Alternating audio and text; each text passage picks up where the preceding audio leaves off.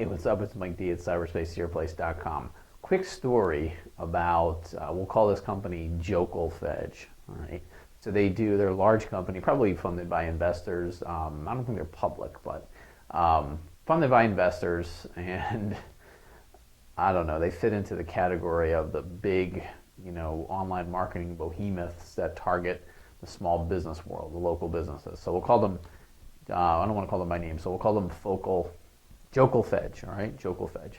And we're working with a client who's expanding, buying businesses in other areas, similar businesses, but not changing the name, right? Just keeping the same name for the business. And typically, when you buy this, last scenario, bought this business, and the online presence was somewhat in shambles, right? And the website had been down they owned the domain, but it had been down, the website had been down for months on end. Weird business identity online. That means there's just some listings like Yelp and Manta and Google were not verified. Different phone numbers, different web addresses. So just a big mess, right? So we're going to rebuild this website. We're going to clean up this mess. And they had this website that was done by this Jokel Fedge company, kind of a cookie cutter thing.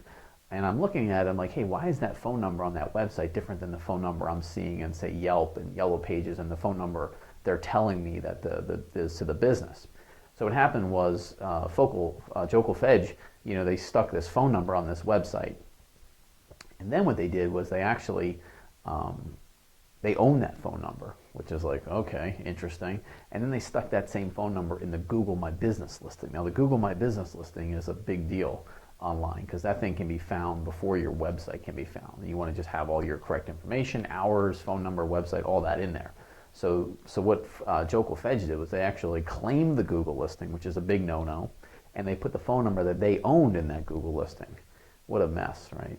And then when they put this new website up, the other thing they did was they used a different domain. Now, you don't have to be a web guy to figure this out.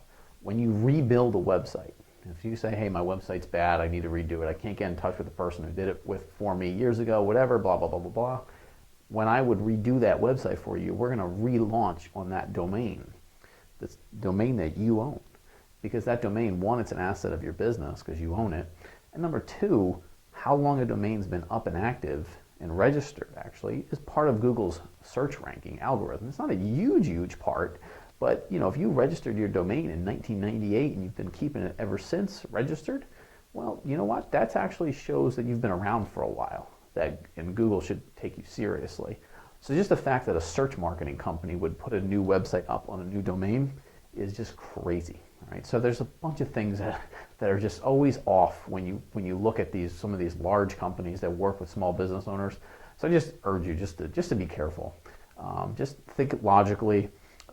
When you're dealing with sort of the salesperson who's going to maybe help you with some of your online marketing, make sure they're an expert. Because if they're an expert, they can give you expert advice. Now, whether you choose to take that advice or not is really up to you.